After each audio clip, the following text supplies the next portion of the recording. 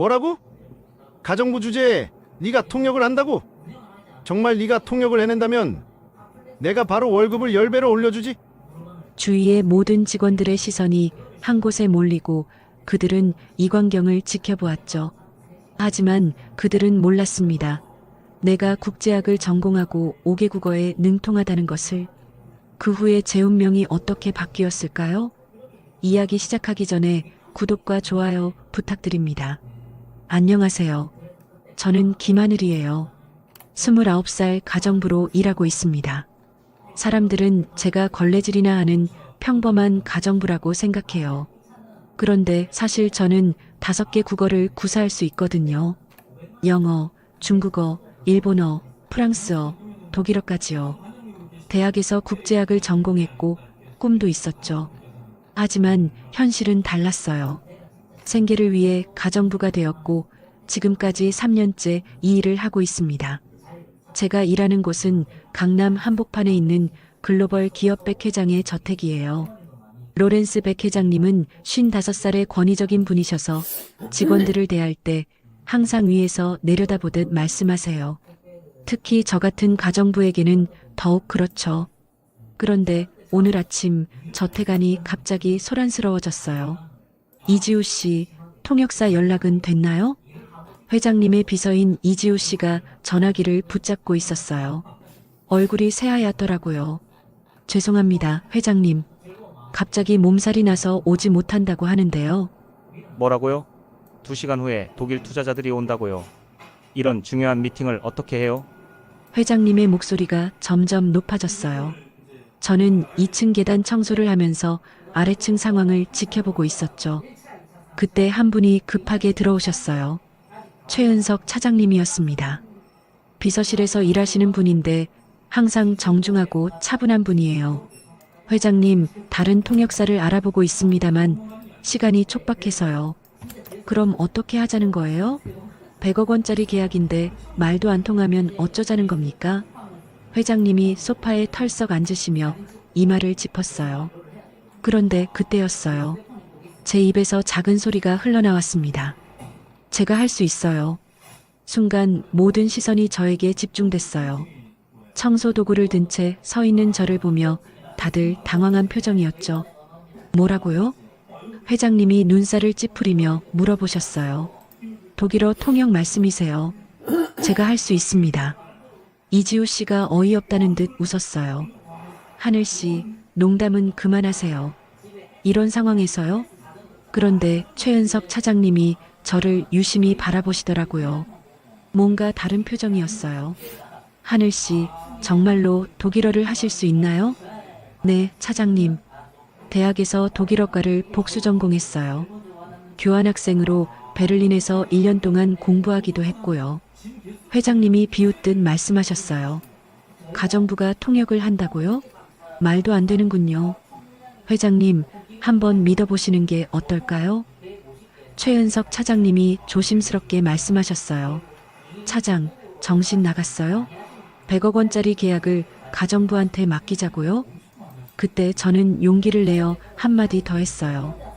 회장님, 간단한 테스트라도 해보세요.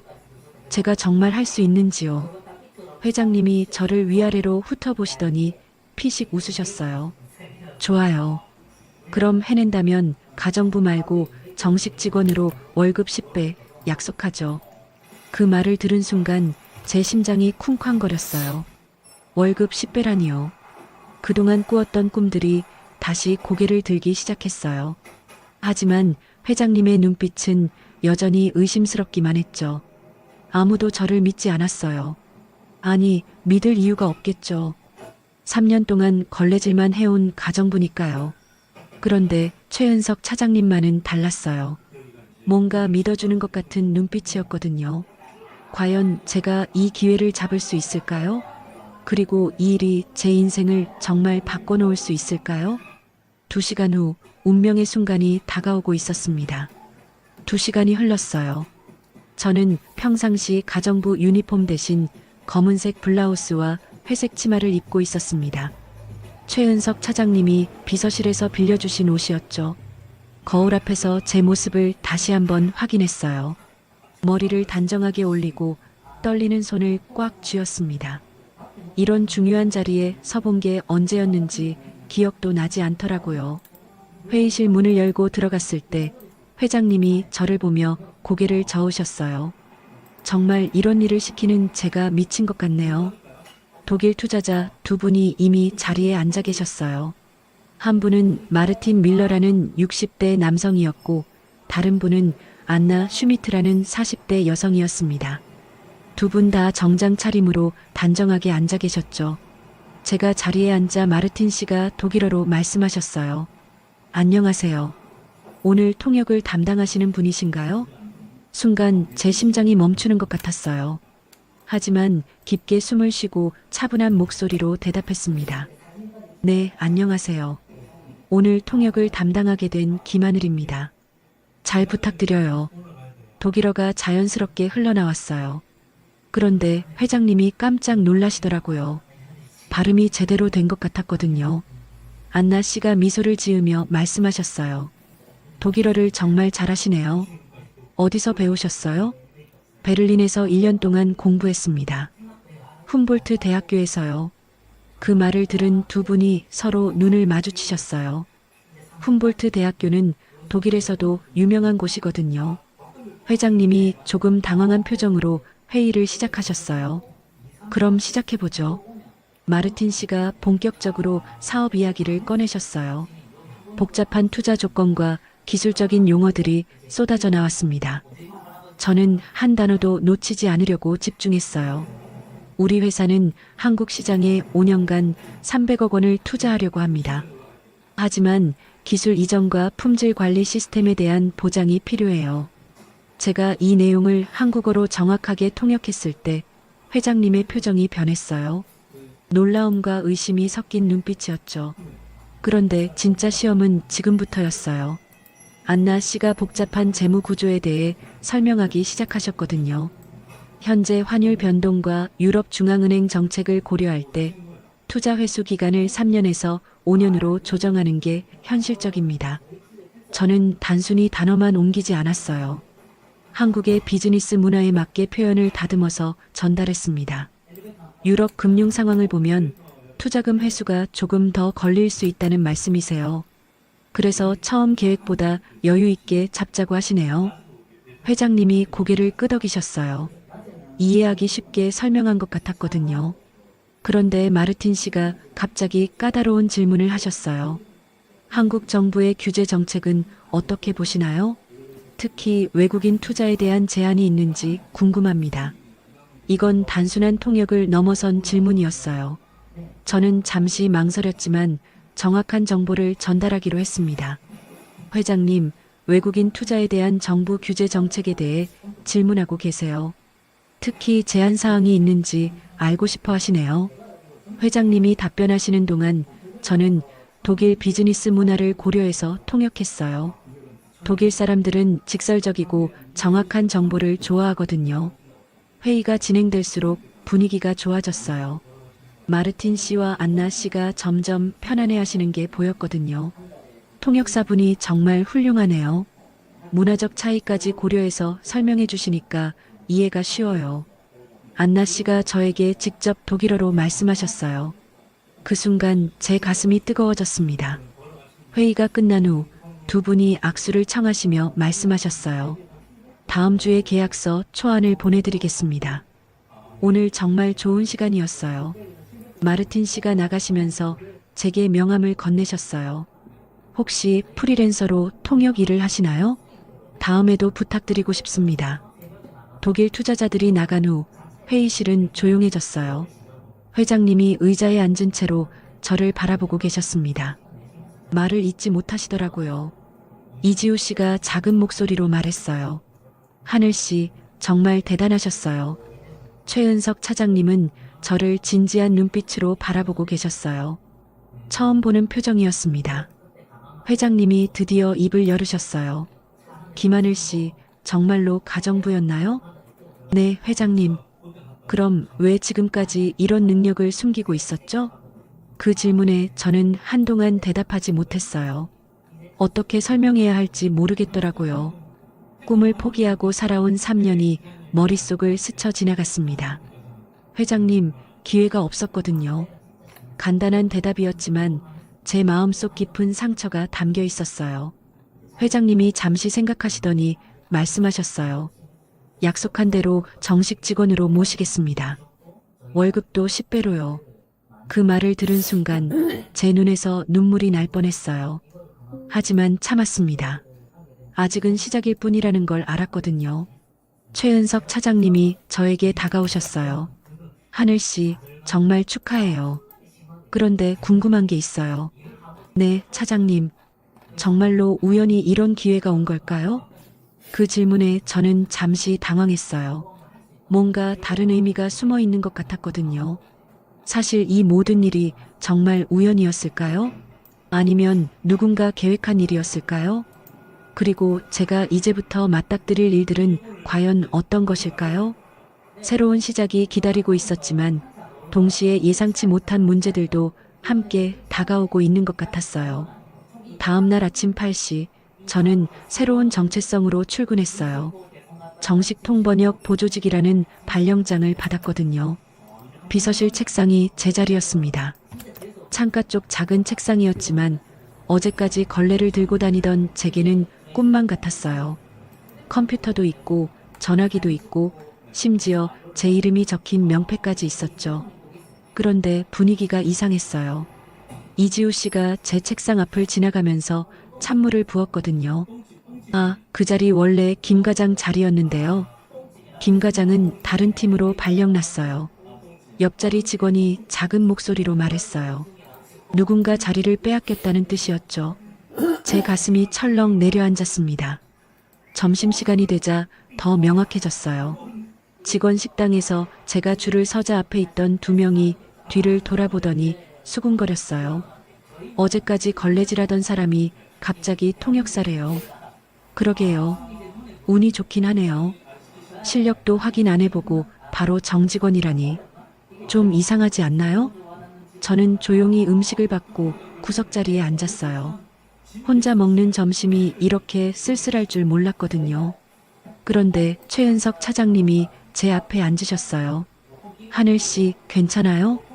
네, 차장님. 처음엔 다들 그래요. 시간이 지나면 나아질 거예요. 차장님의 따뜻한 말씀에 마음이 조금 가벼워졌어요. 그런데 이지우 씨가 저희 테이블로 다가왔어요. 차장님, 오후에 중국 업체 미팅 있잖아요. 중국어 통역은 어떻게 할 거예요? 은근히 저를 테스트하는 느낌이었어요. 하늘 씨가 중국어도 가능하다고 했는데요. 최은석 차장님이 대답하자 이지우 씨가 의미심장한 미소를 지었어요. 아, 그래요? 그럼 오늘은 좀 더 어려운 테스트가 될 것 같네요. 오후 3시 중국 업체 대표들이 도착했어요. 베이징에서 온 리웨이 부사장과 상하이 지사장 왕밍 씨였습니다. 두 분 다 나이가 지긋하고 까다로워 보이셨어요. 회의실에서 제가 인사를 드리자 리웨이 부사장이 중국어로 날카롭게 물어보셨어요. 당신은 몇 살이고 통역 경력은 얼마나 되나요? 29살이고 정식 통역은 이번이 2번째입니다. 하지만 중국어 공부는 7년째 하고 있어요. 솔직하게 대답했는데 두 분이 서로 눈빛을 주고받으셨어요. 뭔가 불안한 신호였죠. 회의가 시작되자 진짜 어려운 상황이 펼쳐졌어요. 리웨이 부사장이 일부러 복잡한 중국 관용구를 섞어가며 말씀하시는 거예요. 우리는 36개 주의 상책으로 가려고 합니다. 한국 시장은 호랑이 굴에 들어가야 호랑이를 잡는다는 각오가 필요해요. 중국 고사성어였어요. 단순히 번역하면 의미가 전혀 전달되지 않죠. 저는 깊게 숨을 쉬고 한국 상황에 맞게 풀어서 설명했어요. 리웨이 부사장님 말씀은 신중하게 접근하되 과감한 투자도 필요하다는 뜻이세요. 위험을 감수해야 큰 성과를 얻을 수 있다고 하시네요. 회장님이 고개를 끄덕이시며 이해했다는 표정을 보이셨어요. 그런데 왕밍 지사장이 더 어려운 질문을 던지셨어요. 한국의 정의라는 문화를 어떻게 비즈니스에 활용할 수 있을까요? 이건 단순한 통역을 넘어선 문화 해석이 필요한 질문이었어요. 저는 잠시 생각한 후 대답했습니다. 지사장님, 한국의 정문화는 신뢰관계를 의미해요. 중국의 관시와 비슷한 개념이죠. 비즈니스에서는 장기적인 파트너십을 중시한다는 뜻으로 이해하시면 돼요. 왕밍 지사장의 표정이 밝아졌어요. 아, 그럼 우리도 관시로 접근하면 되겠네요. 회의가 끝난 후 리웨이 부사장이 저에게 말씀하셨어요. 통역사님, 정말 훌륭하시네요. 문화적 차이까지 설명해 주셔서 이해가 쉬웠어요. 그런데 중국 업체분들이 나가신 후 이지우 씨가 독한 눈빛으로 저를 바라보더라고요. 하늘 씨, 통역할 때 자기 의견을 너무 많이 섞는 것 같아요. 죄송합니다. 그냥 이해하기 쉽게 설명하려고 했어요. 통역사는 기계처럼 정확하게만 전달하면 돼요. 괜한 해석은 오히려 방해가 될 수 있어요. 이지우 씨의 말에 다른 직원들도 고개를 끄덕였어요. 저는 할 말을 잃었습니다. 그런데 최은석 차장님이 나서셨어요. 지우 씨, 오늘 미팅 결과는 어땠나요? 중국 측에서 만족해했던 것 같은데요. 그건 그렇긴 하지만요. 그럼 하늘 씨 통역이 도움이 된 거 아닌가요? 차장님이 은근히 저를 감싸주시는 게 느껴졌어요. 하지만 퇴근할 때까지 시선들이 따가웠어요. 복사기 앞에서 서류를 뽑고 있는데 뒤에서 수군거리는 소리가 들렸거든요. 가정부 출신이 하루아침에 통역사래요. 회장님이 충동적으로 결정하신 것 같은데 얼마나 갈까요? 한 달? 그 말들이 마음에 박혔어요. 정말로 제가 이곳에서 버텨낼 수 있을까요? 집에 가는 길 친구 지민이에게 전화를 걸었어요.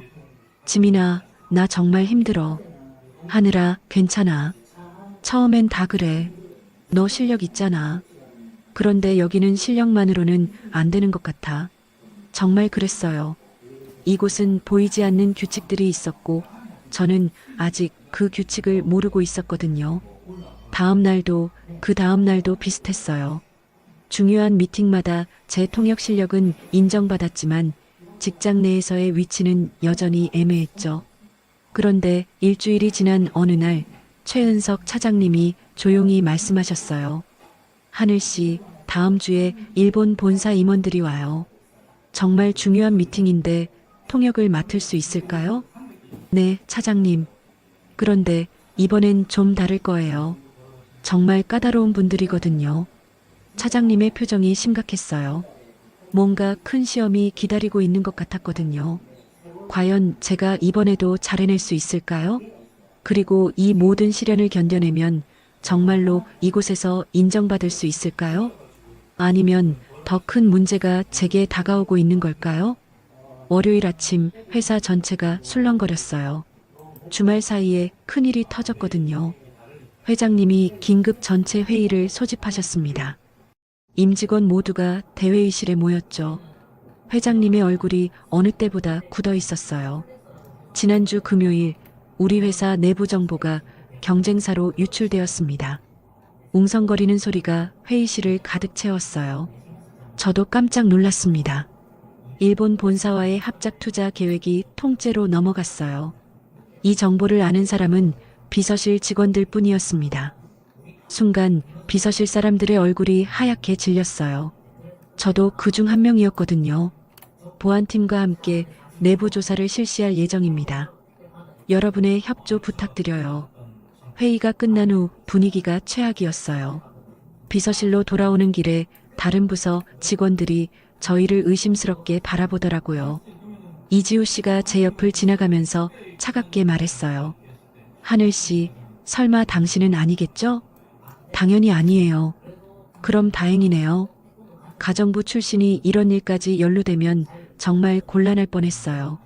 그 말에 제 가슴이 철렁 내려앉았어요. 마치 제가 가장 의심스러운 사람이라는 뜻으로 들렸거든요. 점심시간에도 마찬가지였어요. 식당에서 제가 지나가자 대화가 뚝 끊어지더라고요. 시선들이 따가웠습니다. 그런데 오후에 이상한 일이 일어났어요. 화장실에서 나오는데 복도에서 누군가 전화하는 소리가 들렸거든요. 영어였는데 목소리가 익숙했어요. 네, 자료는 이미 전달했습니다. 약속하신 보상금은 언제 받을 수 있나요? 그 목소리의 주인은 총무팀 박 과장이었어요. 40대 중반의 베테랑 직원이죠. 저는 재빨리 몸을 숨기고 들었어요. 다음 주 일본 본사 미팅도 취소될 거예요. 우리가 먼저 제안서를 제출했으니까요. 순간 온몸에 소름이 돋았어요. 이게 정보 유출의 진상이었구나 싶었거든요. 박 과장이 전화를 끊고 사라진 후 저는 급하게 최은석 차장님을 찾아갔어요. 차장님, 급히 말씀드릴 게 있어요. 무슨 일이에요? 조용한 곳으로 모셔서 방금 들은 내용을 말씀드렸어요. 차장님의 표정이 점점 심각해졌습니다. 정말 확실해요? 네, 분명히 들었어요. 영어로 보상금 얘기까지 했거든요. 차장님이 잠시 생각하시더니 말씀하셨어요. 하늘 씨, 이 일은 신중하게 처리해야 해요. 증거가 필요해요. 어떻게 하면 될까요? 박 과장 행동을 좀 더 지켜보죠. 하늘 씨가 여러 언어를 할 수 있으니까 도움이 될 것 같아요. 다음 날부터 저는 박 과장을 조심스럽게 관찰했어요. 점심시간마다 밖으로 나가서 전화를 하더라고요. 수요일 오후 박 과장이 또 전화를 걸었어요. 이번에는 중국어였습니다. 정보가 더 필요하면 언제든 연락하세요. 우리는 계속 협력할 수 있어요. 다른 언어로 통화하면 들키지 않을 거라고 생각한 모양이에요. 하지만 저는 중국어도 이해할 수 있었거든요. 목요일에는 독일어로 전화하더라고요. 다음 프로젝트 정보도 준비되면 바로 보내드릴게요. 저는 모든 내용을 차장님께 보고했어요. 이제 확실한 증거가 있었죠. 하늘 씨, 정말 고마워요. 당신이 아니었으면 절대 알 수 없었을 거예요. 차장님이 즉시 보안팀에 신고하셨어요. 금요일 아침 박 과장이 연행되었습니다. 전 직원이 지켜보는 가운데 박 과장이 회사를 떠나는 모습을 봤어요. 얼굴이 새하얗더라고요. 회장님이 다시 전체 회의를 소집하셨어요. 내부 배신자를 찾아냈습니다. 이 일을 해결하는 데 결정적인 역할을 한 직원이 있어요. 회장님이 저를 바라보셨어요. 순간 모든 시선이 제게 집중됐습니다. 김하늘 통역사가 우연히 들은 외국어 통화 내용이 핵심 단서였어요. 여러 언어를 이해할 수 있는 능력 덕분에 회사를 구했습니다. 박수 소리가 회의실을 가득 채웠어요. 하지만 저는 어색했습니다. 이런 주목받는 게 익숙하지 않았거든요. 회의가 끝난 후 회장님이 저를 따로 불러주셨어요. 하늘 씨, 정말 고맙습니다. 당신이 아니었으면 회사가 큰 손해를 봤을 거예요. 당연한 일을 했을 뿐이에요, 회장님. 아니에요. 쉬운 일이 아니었어요. 용기 있는 행동이었습니다. 회장님이 처음으로 제게 진심 어린 감사를 표현하시는 것 같았어요. 그런데 저는 다시 조용히 제자리로 돌아갔어요. 원래 그런 성격이었거든요. 튀는 걸 좋아하지 않았습니다. 하지만 이 일 이후로 분위기가 완전히 달라졌어요. 이지우 씨가 제게 다가와서 말했어요. 하늘 씨, 제가 잘못 생각했네요. 미안해요. 다른 직원들도 마찬가지였어요. 복사기 앞에서 만나면 예전처럼 피하지 않고 인사를 건네더라고요. 하늘 씨, 정말 대단하시네요. 회사를 구해주셔서 고마워요. 점심시간에도 혼자 먹지 않게 되었어요. 다른 팀 직원들이 같이 앉자고 하더라고요. 하지만 제 마음 한구석은 여전히 불안했어요. 이런 관심이 언제까지 갈까 하는 생각이 들었거든요. 최은석 차장님이 조용히 말씀하셨어요. 하늘 씨, 이제 진짜 시작이에요. 무슨 뜻이에요? 당신의 진짜 능력을 사람들이 알기 시작했어요. 앞으로 더 큰 기회들이 올 거예요. 정말 그럴까요? 아니면 더 큰 시련이 기다리고 있는 걸까요? 하지만 한 가지는 확실했어요. 제가 더 이상 그냥 가정부 출신이 아니라는 거였죠. 사람들이 저를 보는 눈빛이 달라졌어요. 이제는 능력 있는 동료로 인정받기 시작한 것 같았거든요. 다음 주부터는 어떤 일들이 제게 주어질까요? 정말 기대되면서도 조금 무서웠어요. 2주 후 회장님이 저를 부르셨어요. 하늘 씨, 다음 주 두바이 출장에 동행할 수 있나요? 네, 회장님. 중동 파트너사와 중요한 계약이 있어요. 아랍어도 가능하죠? 기본적인 대화는 할 수 있어요. 사실 아랍어는 제가 가장 자신 없는 언어였어요. 하지만 이런 기회를 놓칠 수는 없었죠. 비행기 안에서 회장님이 말씀하셨어요. 이번 계약이 성사되면 회사 매출이 30% 늘어나요. 정말 중요한 일이에요. 두바이에 도착하자 사막 위에 세워진 화려한 도시가 눈에 들어왔어요. 호텔도 최고급이었습니다. 다음 날 아침 현지 파트너사 사무실로 갔어요. 아흐메드 대표와 파리드 이사가 저희를 맞아주셨죠. 환영합니다. 멀리서 오느라 고생하셨어요. 아흐메드 대표가 아랍어로 인사하시자 저도 아랍어로 답했어요. 만나 뵙게 되어 영광입니다. 좋은 협력 관계를 맺을 수 있기를 바라요. 두 분이 깜짝 놀라시더라고요. 한국 여성이 아랍어를 하는 게 신기하셨나 봐요. 회의가 시작되자 분위기가 좋았어요. 계약 조건들을 하나씩 검토해 나갔죠. 그런데 갑자기 문제가 생겼어요. 파리드 이사가 불쾌한 표정을 지으시더라고요. 회장님이 계약서 조항을 설명하는 도중이었는데 뭔가 잘못 이해하신 것 같았어요. 이것은 우리를 무시하는 조건입니다. 아니에요. 그런 뜻이 아닙니다. 아무리 설명해도 오해가 풀리지 않았어요. 분위기가 급격히 차가워졌죠. 회장님이 당황하시며 제게 말씀하셨어요. 하늘 씨, 뭐가 문제인지 알겠어요? 저는 곰곰 생각해 봤어요. 중동 문화에서는 상대방의 체면을 중시한다고 들었거든요. 회장님, 잠시 휴식 시간을 가져도 될까요? 휴식 시간에 저는 아흐메드 대표에게 조심스럽게 다가갔어요. 대표님, 혹시 어느 부분이 불편하셨나요? 계약 조건이 너무 일방적인 것 같아요.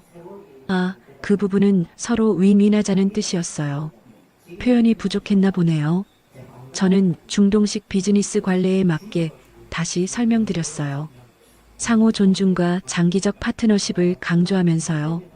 아흐메드 대표의 표정이 조금씩 부드러워졌어요. 그렇다면 이해할 수 있겠네요. 회의가 재개되자 저는 회장님께 조언을 드렸어요. 회장님, 먼저 그분들의 회사 성과를 칭찬해 주세요. 그리고 동등한 파트너십을 강조하시면 좋겠어요.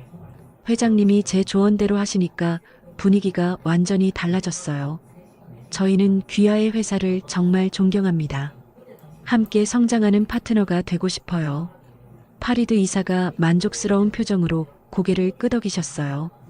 계약이 성사된 후 아흐메드 대표가 말씀하셨어요. 통역사님 덕분에 오해를 풀 수 있었어요. 정말 고마워요. 현지 언론에서도 관심을 보였어요. 한국 여성 통역사가 문화적 차이를 해결했다며 기사까지 났죠. 한국의 비밀병기, 김하늘 통역사. 신문 헤드라인을 보며 민망했어요. 하지만 뿌듯하기도 했죠. 호텔로 돌아가는 차 안에서 회장님이 말씀하셨어요. 하늘 씨, 당신이 없었으면 계약이 무산될 뻔했어요. 운이 좋았을 뿐이에요. 아니에요. 실력이에요. 언어뿐만 아니라 문화까지 이해하고 있으니까요. 그날 밤 호텔방에서 혼자 생각해봤어요. 3년 전 가정부로 시작했던 제가 이제 중동까지 와서 이런 일을 하고 있다니 믿기지 않았거든요. 대학 시절 꿈꿨던 국제무대에서 일하는 모습이 이런 거였나 싶었어요. 아직은 시작일 뿐이지만 제 인생이 조금씩 바뀌고 있는 것 같았어요. 다음 날 한국으로 돌아가는 비행기에서 회장님이 말씀하셨어요. 하늘 씨, 앞으로 해외 업무를 전담해 주세요. 정말요? 네, 당신만큼 믿을 만한 사람이 없어요.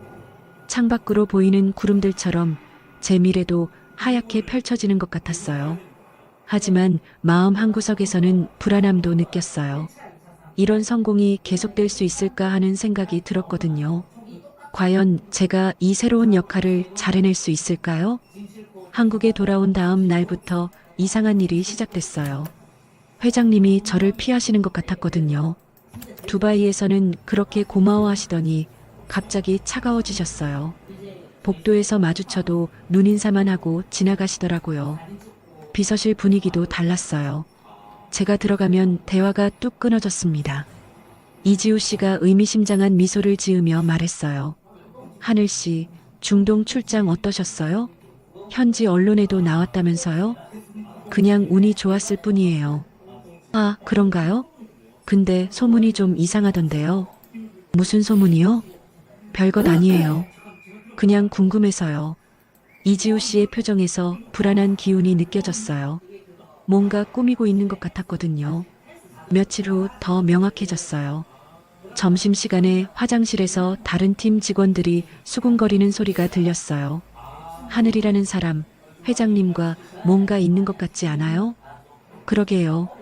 갑자기 해외 출장까지 같이 가고요. 원래 가정부였잖아요. 어떻게 그런 기회가 올까요? 제 가슴이 철렁 내려앉았어요. 이런 식으로 소문이 퍼지고 있었던 거예요. 최은석 차장님도 어색해 보이셨어요. 전처럼 편하게 대화하지 못하시더라고요. 하늘 씨, 요즘 좀 조심하세요. 무슨 뜻이에요? 회사가 복잡해요. 너무 눈에 띄지 마세요. 차장님마저도 거리를 두시는 것 같았어요. 제가 독이 된 존재가 되어버린 건가 싶었죠. 그런데 정말 충격적인 일이 일어났어요. 회장님이 저를 회장실로 부르신 거예요. 표정이 어느 때와 달리 차갑더라고요. 하늘 씨, 앉으세요. 네, 회장님. 최근에 이상한 소문들이 도는 것 같은데요. 죄송합니다. 제가 조심하지 못했나 봐요. 조심하지 못한 게 아니라 처음부터 잘못된 거 아닌가요? 회장님의 말씀에 제 머리가 하얘졌어요. 회장님, 무슨 말씀이신지. 당신이 너무 나서는 것 같아요. 본분을 잊은 거 아닌가요? 그 순간 제 눈에서 눈물이 날 뻔했어요. 하지만 참았습니다. 죄송합니다. 앞으로는 조용히 지내세요. 원래 하던 대로만요. 회장실을 나오면서 온몸이 떨렸어요. 복도가 너무 길게 느껴졌죠. 비서실로 돌아가자 이지우 씨가 동정하는 척하며 말했어요.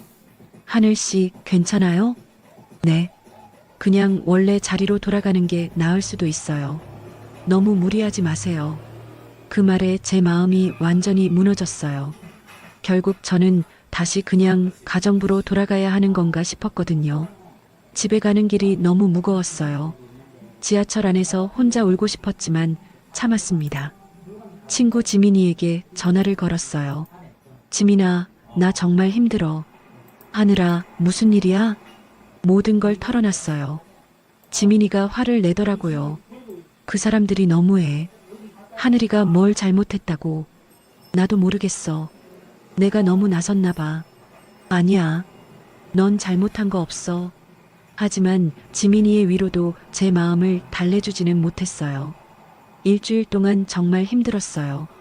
회사에서는 완전히 투명 인간 취급이었고 중요한 미팅에도 부르지 않더라고요. 그럴수록 제 마음은 더 단단해졌어요. 이런 식으로 굴복할 수는 없었거든요. 어느 날 저녁 저는 결심했어요. 사직서를 쓰기로 한 거죠.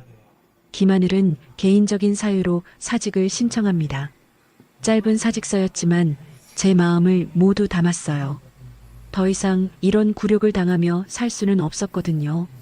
다음 날 아침 일찍 회장실에 사직서를 제출했어요. 회장님은 받아보시더니 놀라신 것 같았어요. 왜 갑자기 이런 결정을 하시나요? 제 자리가 아닌 것 같아서요. 하늘 씨, 지금까지 감사했습니다. 인사를 드리고 나왔어요. 가슴이 뻥 뚫린 것 같았어요. 짐을 싸고 있는데 최은석 차장님이 다가오셨어요. 하늘 씨, 정말 그만두시는 거예요? 네, 차장님. 미안해요. 제가 더 도와드리지 못해서. 아니에요. 차장님 잘못이 아니에요. 마지막 인사를 나누고 회사 문을 나서려는데 누군가 제 이름을 부르더라고요. 김하늘 씨. 뒤돌아보니 회장님이 서 계셨어요. 숨을 헐떡이시는 걸 보니 뛰어오신 것 같았어요. 회장님? 잠깐만요. 할 말이 있어요. 회장님이 저를 조용한 곳으로 데려가셨어요. 하늘 씨, 미안해요. 네. 지난주에 너무 심하게 말했어요. 사실 저도 압박을 받고 있었거든요. 회장님의 표정이 복잡해 보이셨어요. 다들 널 두려워하고 있었던 거야. 그게 내 힘이야. 무슨 뜻이신가요? 너의 능력을 질투하는 사람들이 있어요. 그래서 나도 어쩔 수 없었던 거예요. 회장님이 처음으로 솔직하게 말씀해 주시는 것 같았어요. 하지만 이제는 확실히 알겠어요. 당신 같은 인재를 놓칠 수는 없어요. 회장님, 사직서는 접수하지 않겠어요. 새로운 자리를 준비할 테니까 조금만 기다려 주세요. 그 순간 제 눈에서 눈물이 흘러내렸어요. 기쁜 눈물이었어요. 하지만 마음 한구석에서는 여전히 불안했어요. 이지우 씨와 다른 사람들이 가만히 있을까 싶었거든요. 과연 이번에는 정말로 새로운 시작이 될 수 있을까요? 사흘 후 회장님이 다시 저를 부르셨어요. 이번에는 분위기가 완전히 달랐습니다. 회장실에 최은석 차장님도 함께 계셨어요. 하늘 씨, 제안이 하나 있어요. 네, 회장님. 글로벌 소통팀이라는 신설 부서를 만들려고 해요. 팀장으로 어떠세요? 순간 제 심장이 멈추는 것 같았어요. 팀장이라니 꿈에도 생각 못했거든요. 저에게 그런 자리를 맡기신다고요? 당신만한 적임자가 없어요. 언어 능력은 물론이고 문화적 이해력까지 갖추고 있으니까요. 최은석 차장님이 미소를 지으며 말씀하셨어요. 하늘 씨, 축하해요. 정말 잘 될 것 같아요. 하지만 저는 조금 망설여졌어요. 또 다른 시기와 견제가 있을 것 같았거든요. 회장님, 제가 과연 잘할 수 있을까요? 물론이에요. 지금까지 보여준 실력이면 충분해요. 회장님이 확신에 찬 표정으로 말씀하셨어요. 팀 구성도 하늘 씨가 직접 하세요. 원하는 사람들로요. 일주일 후 저는 새로운 사무실로 이사를 했어요. 15층 창가 자리였는데 한강이 내려다 보이는 멋진 곳이었죠. 사무실 문에 붙은 명패를 봤어요. 글로벌 소통팀 김하늘 팀장. 아직도 믿기지 않았습니다. 팀원들을 뽑는 일부터 시작했어요. 영어에 능통한 정수민 씨, 중국어 전공인 이연주 씨, 그리고 마케팅 경험이 있는 박준호 씨를 모셨죠. 첫 팀 회의가 열렸을 때의 기분은 정말 특별했어요. 안녕하세요, 여러분. 김하늘입니다. 팀장님, 잘 부탁드려요. 새로운 동료들이 존경스러운 눈빛으로 저를 바라보더라고요. 가정부 출신이라는 편견 없이 순수하게 능력만으로 인정받는 기분이었어요. 업무도 다양했어요. 해외 기업과의 계약서 번역부터 시작해서 문화적 차이로 인한 갈등 조율, 국제 세미나 기획까지 맡게 되었죠. 첫 번째 큰 프로젝트는 유럽 기업들과의 합작 투자 설명회였어요. 독일, 프랑스, 이탈리아에서 온 투자자들을 대상으로 한 행사였거든요. 팀장님, 각 나라별로 프레젠테이션 스타일을 다르게 해야 할까요? 정수민 씨가 물어봤어요. 네, 독일은 데이터 중심으로, 프랑스는 창의성을 강조하고, 이탈리아는 관계 중심으로 접근하면 좋을 것 같아요. 제 조언대로 준비한 설명회는 대성공이었어요. 각 나라 투자자들이 모두 만족해 하셨거든요. 한국 기업의 글로벌 감각이 정말 뛰어나네요. 독일 투자자가 감탄하며 말씀하셨어요. 회사 내부 분위기도 달라졌어요. 예전에 저를 무시하던 사람들이 이제는 먼저 인사를 건네더라고요. 하늘 팀장님, 안녕하세요. 팀장님 덕분에 해외 업체들과 소통이 훨씬 쉬워졌어요. 이지우 씨도 예전과는 완전히 다른 모습이었어요. 복도에서 만나면 어색하게 고개만 숙이더라고요. 더 이상 저를 함부로 대할 수 없다는 걸 아는 것 같았어요. 점심시간에는 다른 팀장들과 함께 식사를 하게 되었어요. 경영진 테이블이라고 불리는 자리였죠. 하늘 팀장, 다음 달 일본 세미나 준비는 어떠세요? 차질 없이 진행되고 있어요. 자연스럽게 대화에 참여하는 제 모습이 신기했어요. 몇 달 전까지만 해도 혼자 구석에서 밥을 먹었는데 말이죠. 최은석 차장님과의 관계도 많이 달라졌어요. 이제는 업무 파트너를 넘어서 진정한 동료가 된 것 같았거든요. 어느 날 저녁 늦게까지 회사에서 일을 하고 있는데 차장님이 커피를 가져다 주셨어요. 하늘 팀장, 수고 많으세요. 차장님도 늦게까지 고생하세요. 그런데 정말 대단해요. 이렇게까지 성장할 줄 몰랐어요. 아직 멀었어요. 배울 게 너무 많거든요. 그래도 정말 자랑스러워요. 처음 만났을 때가 생각나네요. 차장님이 따뜻한 미소를 지으셨어요. 그 미소에서 진심 어린 응원이 느껴졌어요. 차장님, 그때 도움 주셔서 정말 고마웠어요. 당연한 일을 했을 뿐이에요. 하늘 팀장의 능력이 빛을 발한 거죠. 그날 밤 집에 가는 길에 생각해 봤어요. 정말 많은 것이 변했더라고요. 지하철에서 만난 회사 후배가 말했어요. 팀장님, 정말 멋있어요. 저도 팀장님처럼 되고 싶어요. 열심히 하면 충분히 가능해요. 후배의 눈빛에서 저와 똑같은 열정을 봤어요. 누구나 꿈을 이룰 수 있다는 희망을 주고 싶었거든요. 친구 지민이에게 전화를 걸었어요. 지민아, 나 정말 행복해. 하늘아, 목소리만 들어도 알겠어. 정말 잘 됐다. 고마워. 힘들 때 옆에 있어줘서. 당연하지. 넌 늘 그럴 자격이 있는 사람이었어. 3개월이 지나자 글로벌 소통팀은 회사 내 핵심 부서로 자리 잡았어요. 해외 업무의 90%가 저희 팀을 거쳐갔죠. 회장님이 분기별 성과 발표에서 말씀하셨어요. 글로벌 소통팀 덕분에 해외 매출이 40% 증가했습니다. 김하늘 팀장과 팀원들에게 감사드려요. 박수가 쏟아졌어요. 제 이름이 전 직원 앞에서 당당하게 불리는 순간이었죠. 이제 저는 더 이상 투명 인간이 아니었어요. 가정부였던 과거는 제 이력의 한 부분일 뿐, 그것이 제 현재를 정의하지는 않았거든요. 사무실 창밖으로 한강이 내려다 보였어요. 흘러가는 강물처럼 제 인생도 계속 흘러가고 있었죠.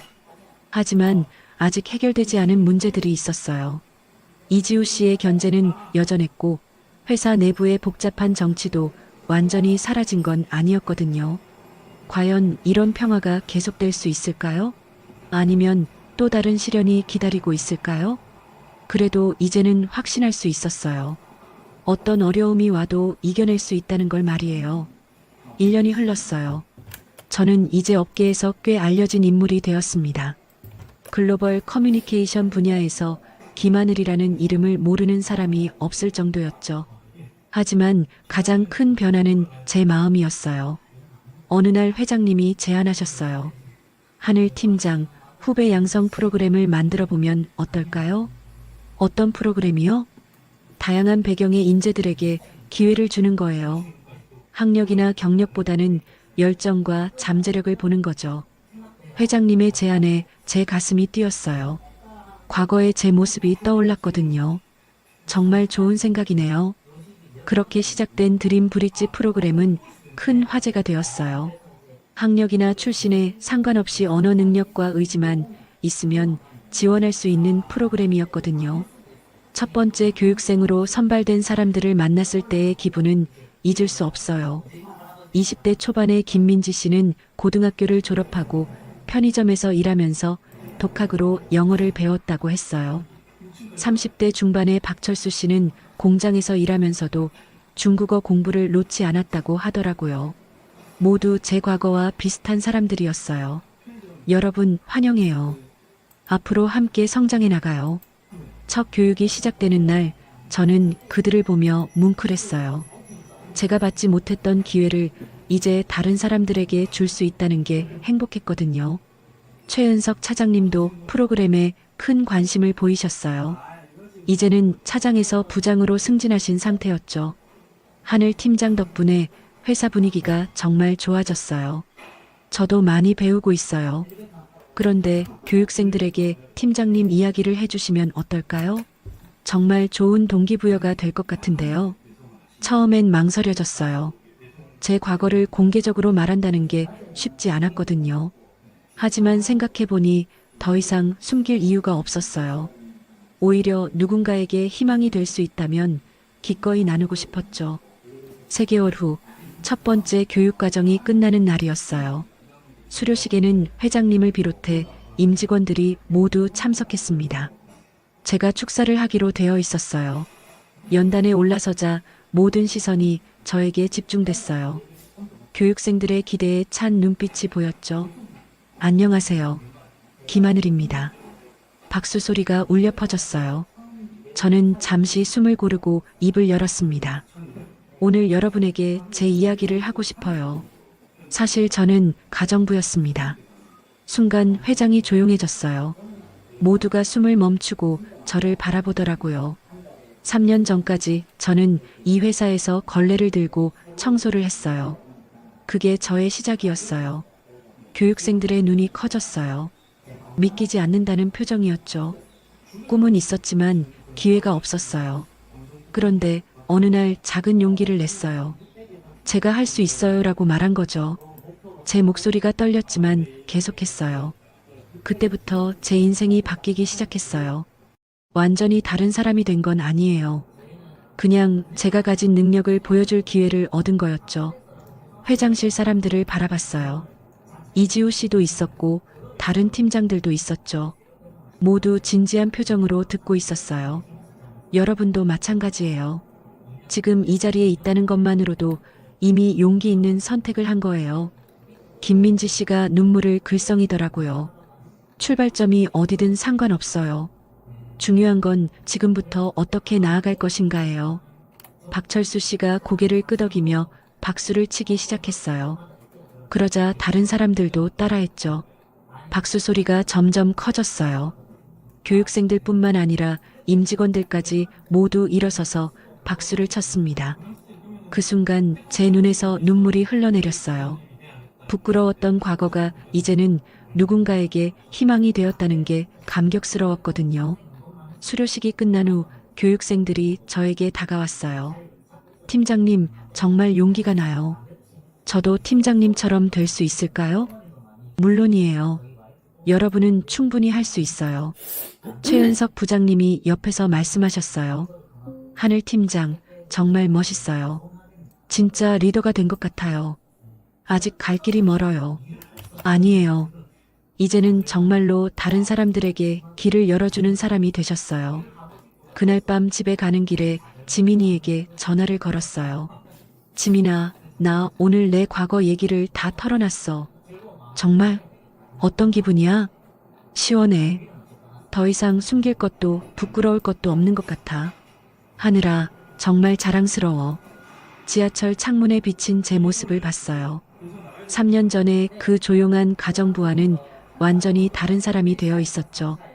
아니, 사실은 달라진 게 아니었어요. 원래 제가 가지고 있던 것들이 드러난 거였죠. 이제 저는 진짜 리더가 되었어요.